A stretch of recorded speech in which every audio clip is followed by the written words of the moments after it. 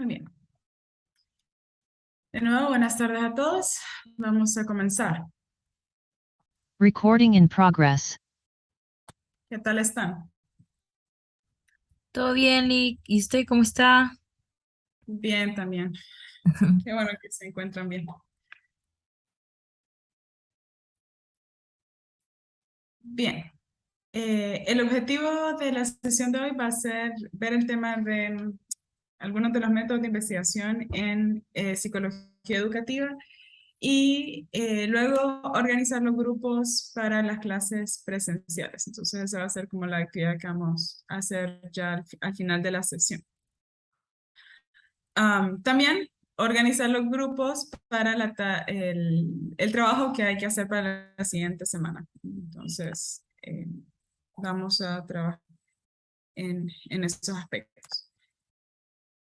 Bien. ¿Me confirman si pueden ver mi pantalla, por favor? Sí, Lick. Sí, Lick. Sí, gracias.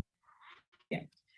Objeto de estudio y líneas de investigación específicamente en psicología educativa. Mucho de eso que vamos a ver hoy no es ajeno para ustedes. De hecho, pues ya han estudiado algunos de estos tipos de investigación y ya han realizado investigaciones por su cuenta en otras materias, ¿no? Pero el enfoque es orientarlo más al área de el ámbito educativo y qué impacto puede tener estas herramientas en lo que se está haciendo o lo que se puede hacer en la psicología educativa. Entonces, cuando hablamos del objeto de estudio de la psicología educativa, que lo vamos a abreviar como PE, hablamos que son cambios comportamentales y cognitivos inducidos por las situaciones de enseñanza y aprendizaje. Estos cambios comportamentales y cognitivos que sean dentro de este proceso de enseñanza y aprendizaje pueden ser en contextos, ya sea formal como no formal. Perdón, ¿cuál es la diferencia entre el contexto formal y el contexto no formal en temas educativos? El contexto formal es el que se basa a través del Ministerio, bueno, todos se basan a través del Ministerio de Educación, pero es donde usted obtiene la primaria, media y la universidad. Y el informal es donde se dan las carreras prácticas, no, las carreras, ¿cómo se llama? Los oficios, perdón. Ok. Muy bien. ¿Alguna otra característica de diferenciación?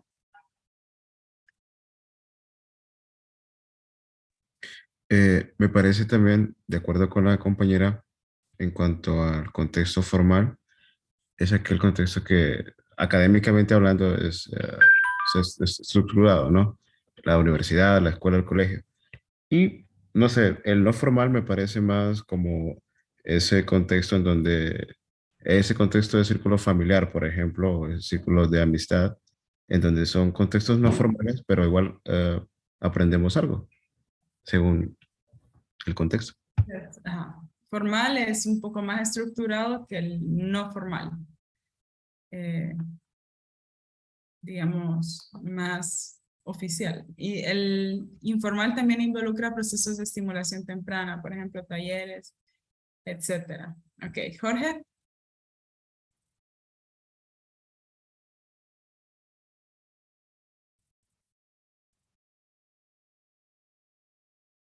Sí, Jorge, lo escuchamos.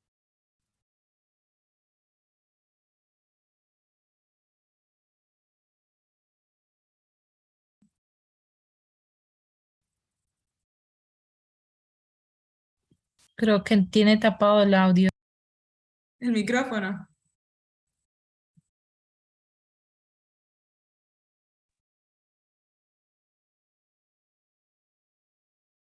Tal vez más adelante nos puede dar su opinión, o no sé si levantó la mano por accidente.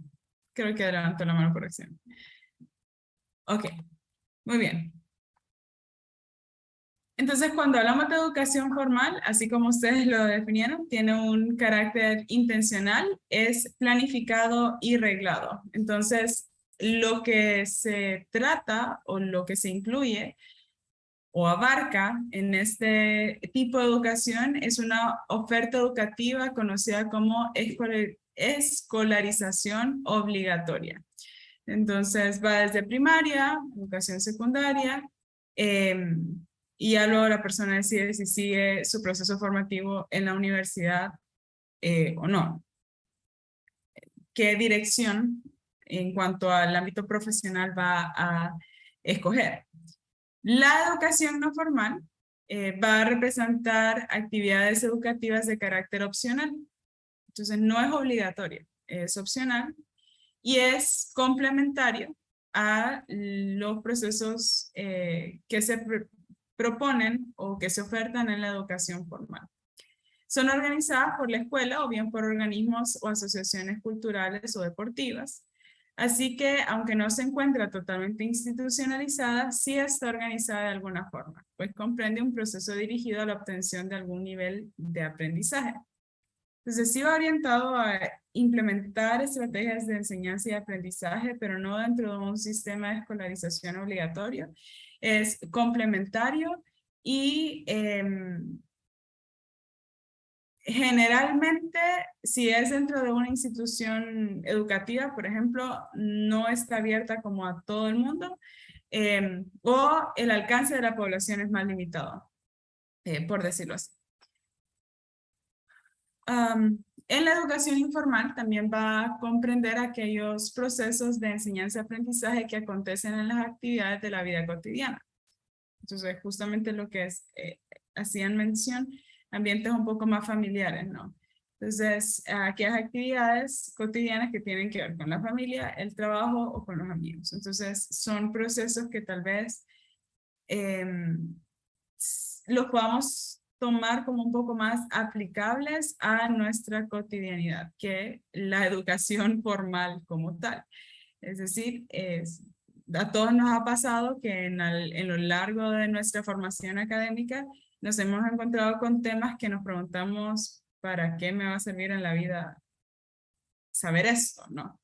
Entonces son un poco difícil de aplicar en la cotidianidad, mientras que en la educación informal uno no tiene carácter obligatorio generalmente, entonces la persona puede escoger en función de si le llama la atención o no y qué tan útil le parece esa formación. Entonces lo veo mucho más aplicable en ese sentido.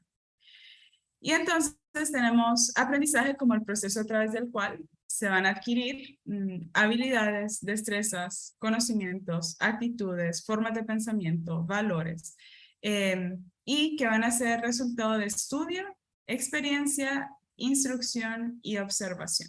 Entonces, cuando hablamos de un proceso de aprendizaje, no solamente estamos hablando de que yo recuerdo datos, memorizo datos y repito datos. El proceso de aprendizaje tiene que ver con habilidades, tiene que ver con destrezas, tiene que ver con valores, tiene que ver con actitudes, tiene que ver con comportamiento. Entonces va mucho más allá de solo aspectos cognitivos. Y tampoco es resultado exclusivo de estudiar. Entonces, cada uno de nosotros podemos aprender algo sin la necesidad de tener que estar estudiando como normalmente lo conocemos. No necesariamente sentarse y estudiar una materia, sino que podemos hacerlo aprender a través de la experiencia, aprender a través de la instrucción que una persona más capacitada nos pueda dar, y también a través de la observación, con el aprendizaje por modelamiento, el aprendizaje vicario, aprendizaje social y demás. Entonces no es solamente repetir información que alguien más nos da, sino que requiere cierta puesta en práctica, cierta experiencia con respecto a un determinado tema, una determinada actitud, un determinado valor y demás. Entonces, cuando hablamos de las dimensiones científicas de la psicología educativa, tenemos que, en primer lugar, está la dimensión explicativa. Entonces, aquí se trata de abarcar las teorías de la enseñanza y las teorías del aprendizaje. ¿Cuál creen ustedes que es la diferencia entre las teorías de la enseñanza y las teorías del aprendizaje? ¿En qué se diferencian?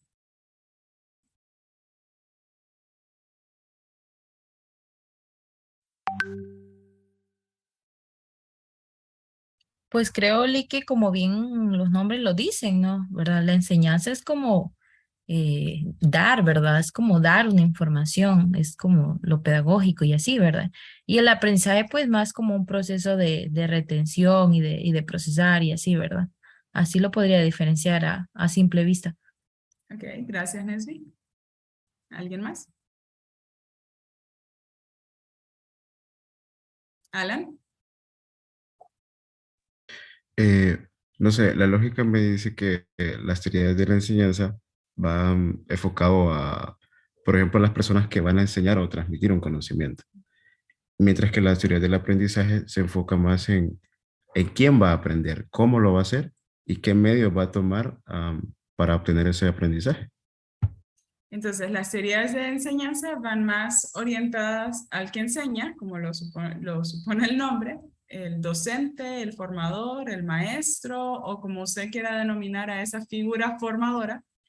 Y la teoría del aprendizaje va más al aprendiz, a la persona que va a recibir ese proceso de adquirir un nuevo conocimiento, una nueva habilidad y demás.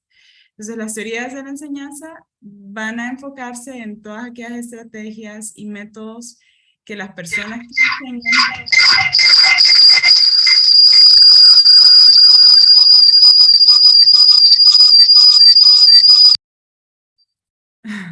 que las personas que enseñan utilizan para potencializar un aprendizaje significativo. ¿Qué métodos funcionan mejor? ¿Cómo es la instrucción? ¿Qué estrategias de enseñanza está utilizando para determinados contenidos? Porque también ya se sabe que no se puede utilizar la misma estrategia para todos los contenidos, sino que hay que adecuar las estrategias dependiendo del objetivo de lo que se quiere enseñar, qué es lo que se pretende lograr con los estudiantes, ¿no? Y las teorías del aprendizaje, por el otro lado, van a proponer todas aquellas suposiciones de cómo nosotros aprendemos. ¿Qué métodos utilizamos para aprender? ¿Cuáles son nuestros estilos de aprendizaje, nuestras estrategias de aprendizaje? Y cómo se adaptan para poder rendir o poder adquirir un nuevo conocimiento, una nueva habilidad y demás. ¿Por qué es importante poder diferenciar teorías de enseñanza y teorías de aprendizaje? Por las diferencias entre los aprendices y las necesidades de aprendizaje, ¿no? Al tener estudiantes con diferentes características, diferentes necesidades, diferentes formas de aprender, es necesario poder identificar qué estrategia podría funcionar mejor para determinada situación. Y también para el tipo de contenido que queremos enseñar. ¿Cuál es la que mejor respuesta podría dar para un objetivo específico? Luego tenemos la dimensión tecnológica que tiene que ver con el diseño, planificación de proyectos educativos. Entonces aquí tiene que ver más como la planificación y el diseño de las ofertas que se están poniendo a disposición, ¿no? ¿Qué proyectos educativos se pueden implementar para poder satisfacer ciertas necesidades? Entonces, cuando hablamos de psicólogo educativo, uno de los roles que tiene es hacer investigación e intervenir. Y generalmente interviene a través de proyectos educativos. Una de las formas en las que interviene.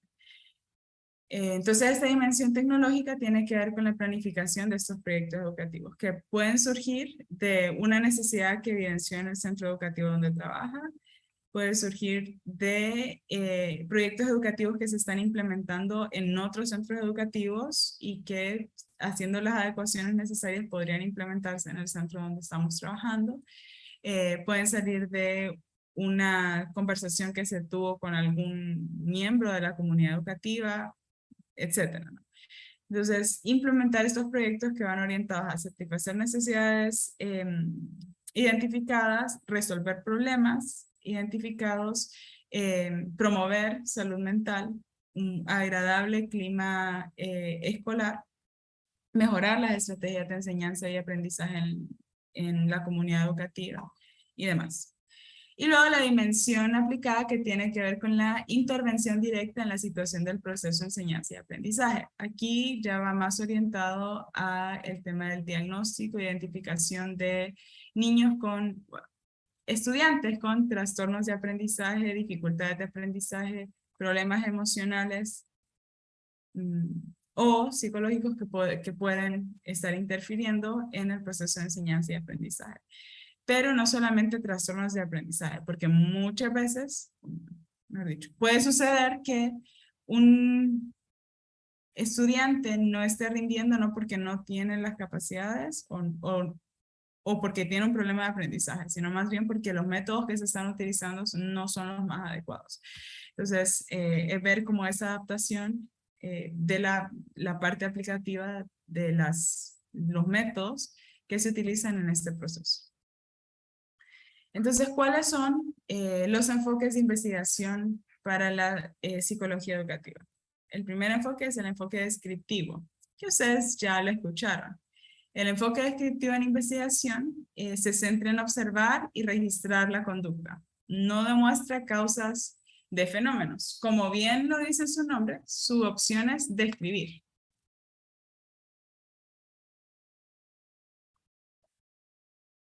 Describir cómo se presenta un fenómeno, cómo se desarrolla una situación. Simplemente hacer una descripción de lo que está sucediendo.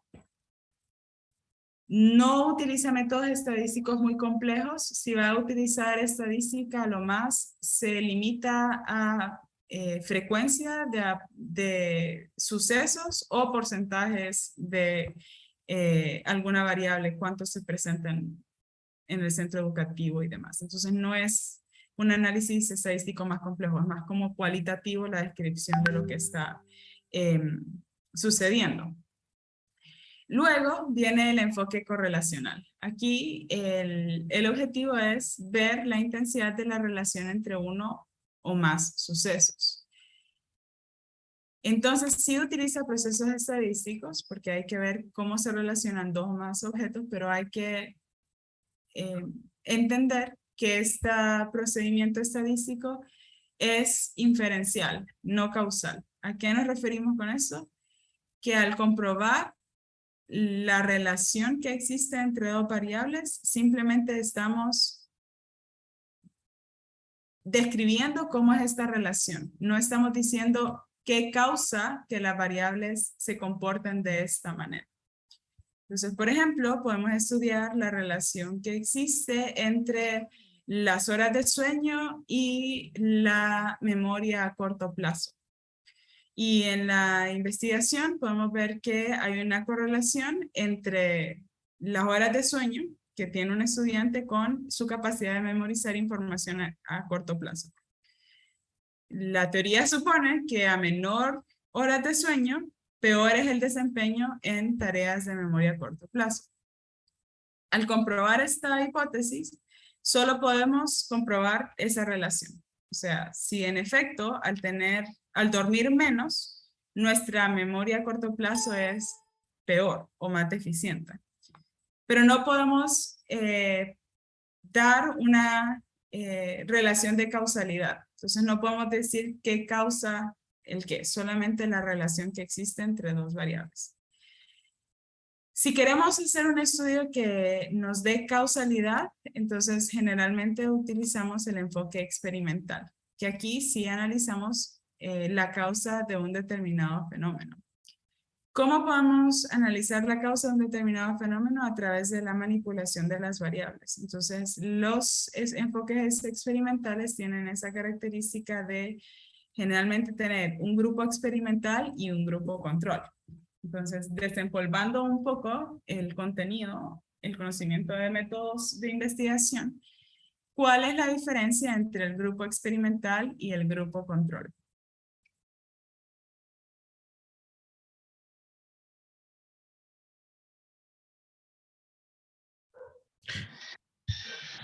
Creo Lee, que el experimental es el grupo que se pone en como unas condiciones ambientes, y creo que el grupo control es el que se monitorea o es el que ya está con ciertas características predispuestas o con ciertas ideas preestablecidas.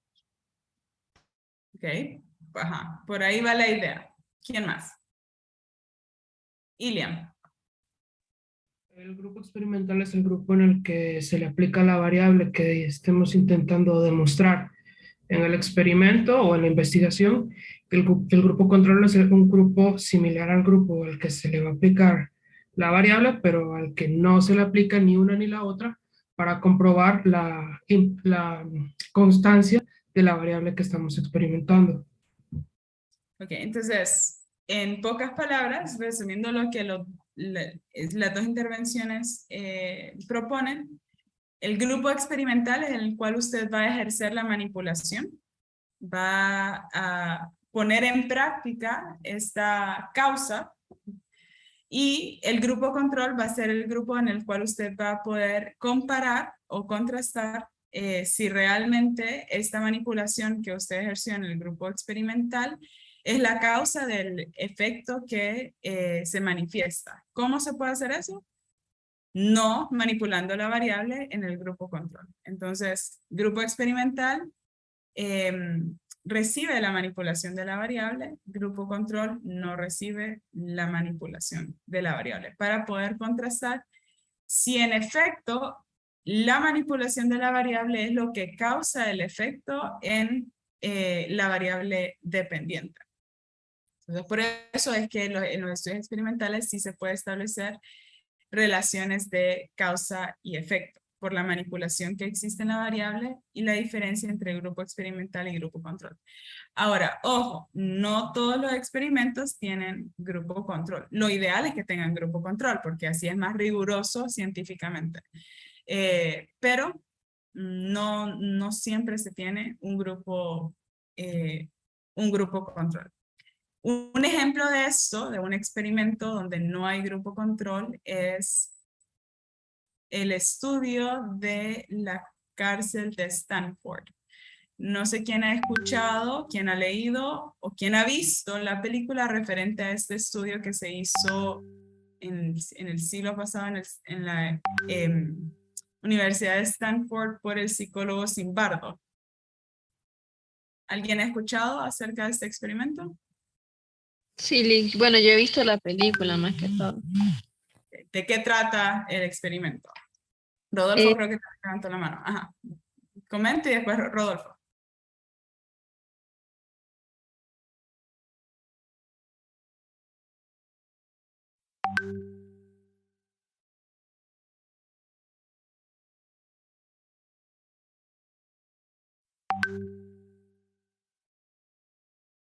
Ok, primero su participación y creo que después Rodolfo podría comentar.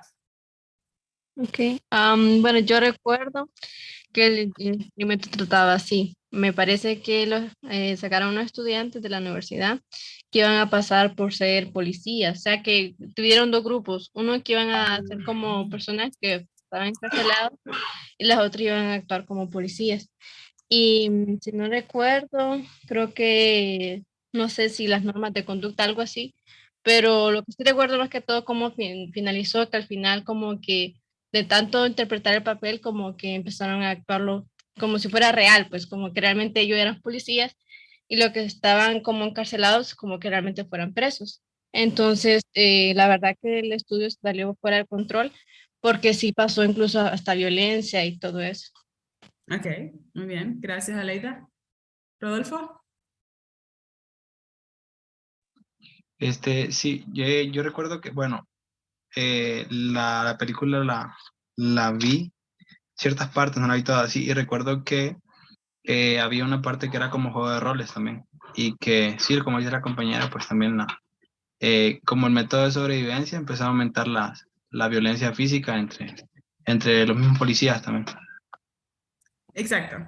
Entonces, ese es un ejemplo de un estudio experimental en un ambiente controlado, que es otra de las características de los estudios experimentales que generalmente se hacen en un ambiente controlado, justamente para evitar que variables extrañas puedan influir en los resultados, ¿no? Entonces, en este caso, el ambiente controlado fue dentro de la universidad, se hizo en el periodo de vacaciones, entonces realmente no había nadie en el campus más que algunos docentes y los estudiantes que iban a formar parte de la investigación. Entonces era altamente controlado. Pero no había grupo control. Realmente ambos grupos recibían la manipulación de la variable en el sentido de que se les asignó un rol y ese rol es el que tenían que cumplir. Entonces empezaron a actuar en función del rol que se les asignó, ya sea policías o presos. El experimento creo que estaba propuesto como para 2 semanas más o menos y se canceló como el cuarto día justamente por eso, porque se salió de control, se metieron tanto al papel que empezaron a agredir física y verbalmente entre ellos, ¿no? Entonces, pues realmente es otro tema que podemos estudiar también para los aspectos de ética en la investigación, ¿no? Pero es un ejemplo de investigación experimental. Digamos, un poco más compleja de diseñar porque es necesario tomar en consideración qué variables extrañas podrían afectar los resultados y qué maneras puedo tener yo para evitar que estas variables extrañas alteren los resultados. Entonces, generalmente, los estudios que se hacen a nivel de psicología educativa son ya sea en enfoque descriptivo o enfoque correlacional, muy pocos en enfoque experimental, justamente por la dificultad que supone realizar un experimento en un ambiente controlado dentro de la institución.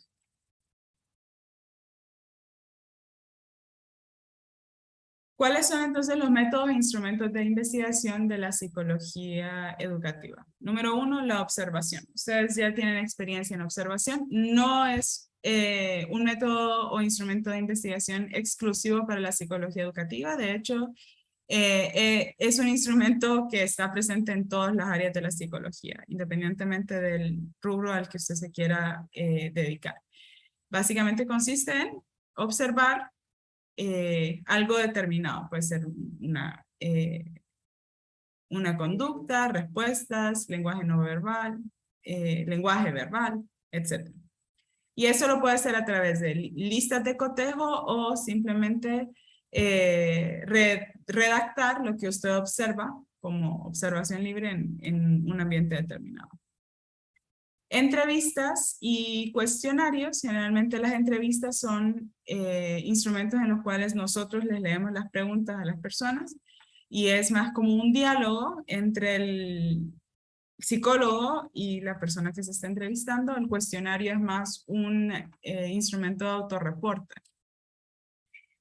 Estudios de caso, donde la característica es estudiar un grupo de personas que comparten características particulares.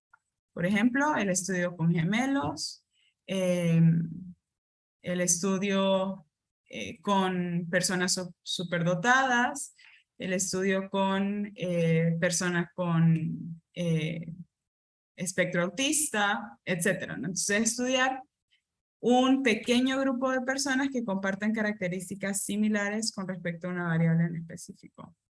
¿Cuál es la limitante del estudio de caso? Que es bastante difícil de generalizar, porque al estudiar pocas personas, no tenemos esa representatividad muestral y no podemos decir que los hallazgos encontrados en esos casos específicos se pueden generalizar al 100% en una población mayor. Grupos focales. ¿En qué consisten los grupos focales y para qué se utilizan? ¿Qué han escuchado de los grupos focales? ¿Qué saben de los grupos focales?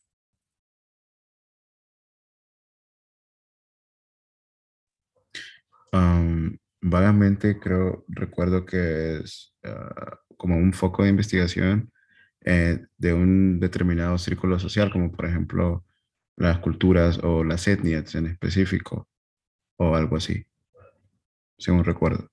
Ok, va orientado a un grupo que comparte características en común. Ok, muy bien. ¿Qué más?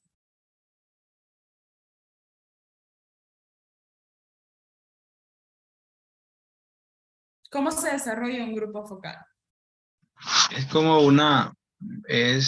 un compartir ideas.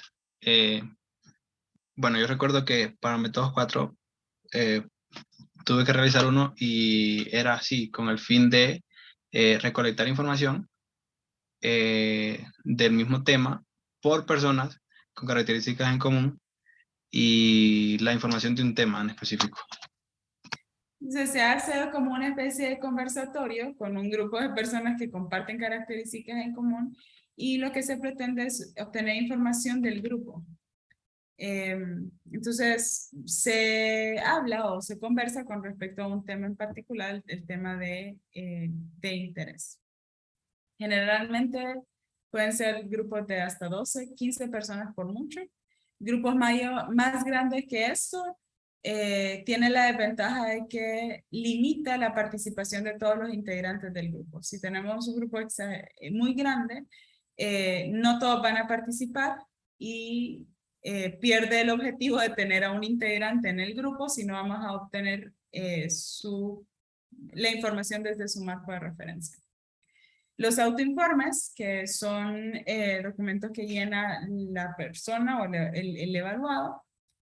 Pruebas estandarizadas, que pueden ser todas las pruebas que tienen que ver con detección de problemas de aprendizaje, inteligencia, emocionales y demás. Son instrumentos que tienen lineamientos específicos de aplicación y calificación y que para mantener la confiabilidad de los resultados obtenidos se espera que se apliquen en condiciones similares, respetando esos lineamientos de aplicación. Entonces, estas pruebas estandarizadas son, por ejemplo, las escalas Wechsler, Bender, del TDP-3, Tale, Venale, y todas esas pruebas que utilizamos para diagnosticar atributos o para evaluar atributos psicológicos específicos.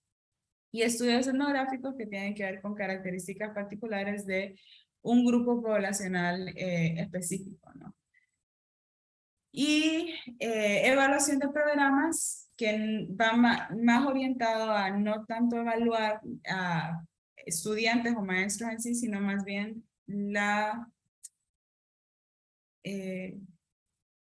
el alcance del programa y qué tanto funcionó un programa implementado.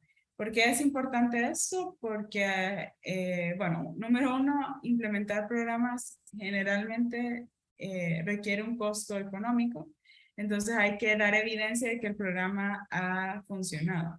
Y si se han identificado razones por las cuales no funcionó, no se obtuvieron los resultados que se pretendían, entonces ver de qué manera se puede solventar para poder implementarlo si es posible ya con estas adecuaciones para obtener los resultados esperados.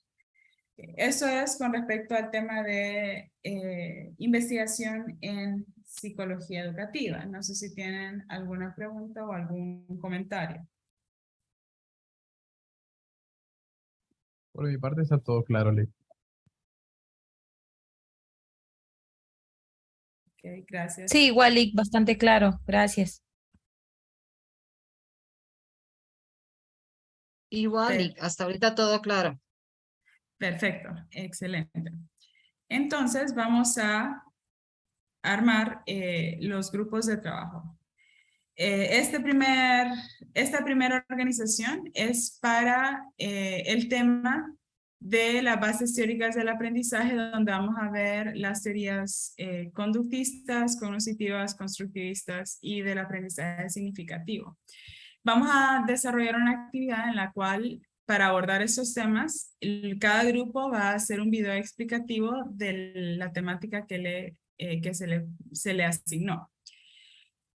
Entonces, vamos a hacer 7 tríos y una pareja para los grupos. Estos son los estudiantes matriculados ya en la lista oficial. Entonces, para que vayamos organizándonos. No sé si ya se conocen, si ya tienen como visualizado con quién podrían trabajar, para que vayamos armando los grupos. Yo solo, bueno, ya que está aquí Alejandra, yo creo que si quiere o puede ser mi compañera, solamente a ella la tengo visualizada. Y Rosalía también. Ah, Nesli bueno. y Y Alejandra. Rosalía, Lee. Ok, pero Alejandra Victoria. Araujo, sí, Sí, ella. ella, sí. Gracias, Ale. Y Anel también. Y ahí. No, son tríos o parejas. Ah, no. Ah, ok. Ya está el trío. Gracias. Sí, buenas tardes. Gracias. Buenas tardes. Yo conozco a Cintia Pamela Guerrero. Ok. Celeste y Cintia. Ajá. Y Marisur, Lee. ¿Quién? Marisur, está en medio ahí de las dos. Ah. Sí. Listo. Lick, Gracias. Ok. Lick, yo conozco a Rodolfo y a Fabiola Michelle Guerrero. José Molina, Rodolfo y Fabiola. Sí. Perfecto. Bien.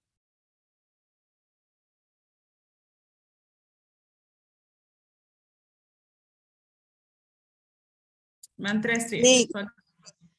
Noelia. Yo con Daniel Enrique Andrade.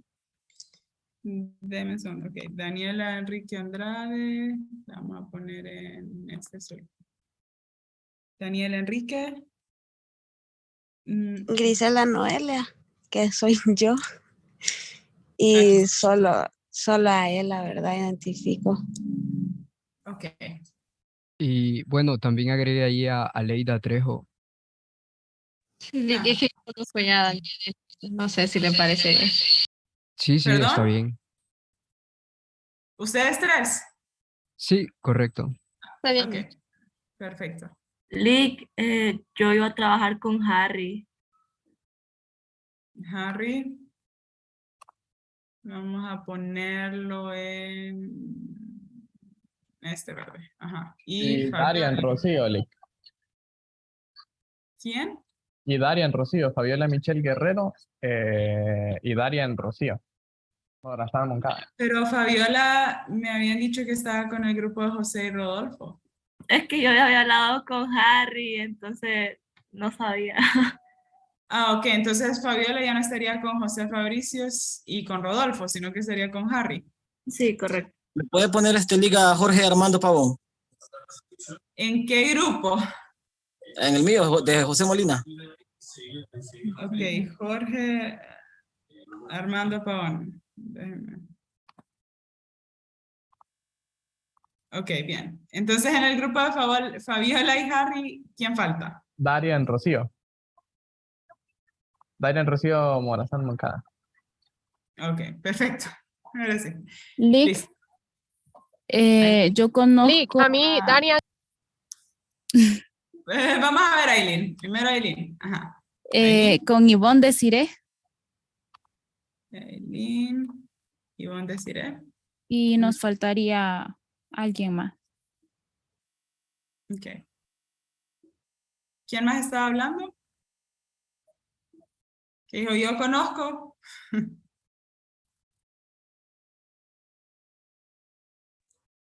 No sé si yo me puedo unir a uno de los grupos que faltan, que están hasta ahorita. Ahorita, ajá, la pareja a quien le falta sería Ivonne y Aileen, o puede armar otro grupo, no sé, como prefieras. Sí, está bien y que se una el compañero.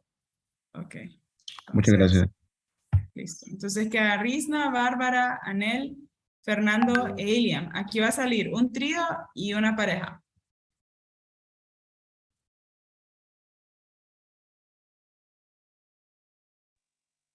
No sé si Risna quiera trabajar conmigo como pareja.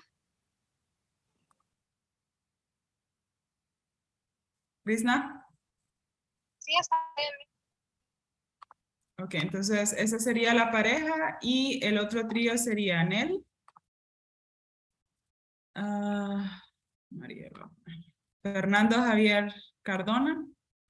Iliam Fabricio Cepeda. Ok, entonces esos serían los equipos de trabajo para la siguiente actividad.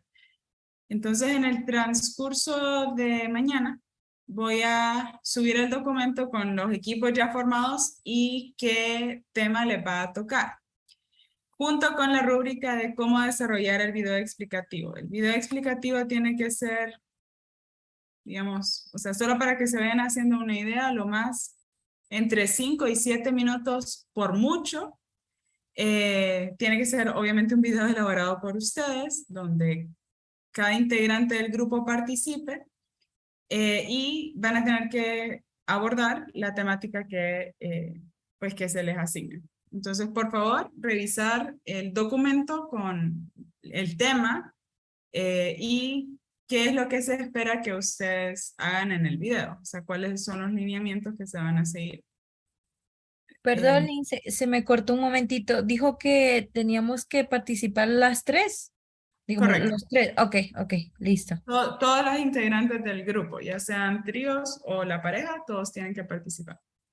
Ujú. Licenciada, la duración del video solo sería de 5 a 7 minutos. Correcto, no más de 7 minutos. Ok, participando los 3 integrantes. Correcto. Entonces, Gracias. sí, con gusto. Entonces, la idea es que puedan exponer las generalidades de la teoría que se le va a asignar. Y al haber 8 grupos, eso supone que van a haber 2 videos de cada teoría. Entonces, puede ser de que un grupo encuentre alguna información y lo que el otro grupo exponga también se complemente con lo que están desarrollando. Entonces, esa es la idea de hacer grupos pequeños y 2 videos para cada temática. Ahora, lo siguiente que quiero ver es... Bueno, la primera clase presencial todavía nos quedan unas 2 o 3 semanas para presentarnos aquí a la universidad, entonces... sí. Entonces, podemos ir armando los grupos, ese grupo en la siguiente sesión. Ahorita concentrarnos en estos grupos y luego armamos los grupos para las clases presenciales.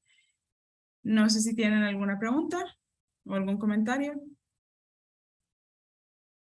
Lick, disculpen, la forma en la que hagamos el video, nos podemos poner creativos con eso, como, no sé, como hablarlo en un diálogo, digamos los 3 o algo así, no hay problema.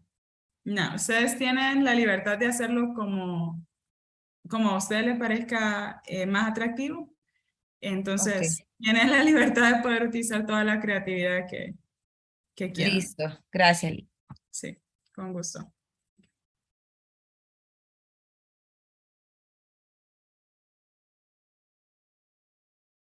Muy bien, entonces se presenta y hay que tener pendiente esto el 29 de septiembre, que eso sería en una semana exacta. Entonces el siguiente jueves estaríamos viendo sus creaciones y luego de ver, la logística va a ser la siguiente. Vamos a ver primero los de conductismo, después de ver los videos vamos a tener un tiempo para conversar acerca de la teoría, dar opiniones, hacer preguntas y así, ¿no? Para poder consolidar un poco el contenido de esa teoría de cada una de las teorías. ¿Alguna otra pregunta? Sí, Lick, usted dijo que iba a subir el documento con todos los grupos integrados. En ese documento ya va a ir el tema asignado a cada grupo. Así es. Muchas gracias.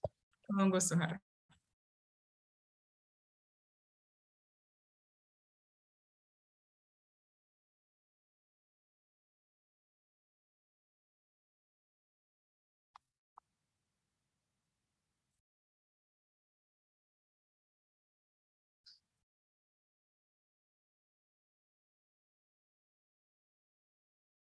Muy bien.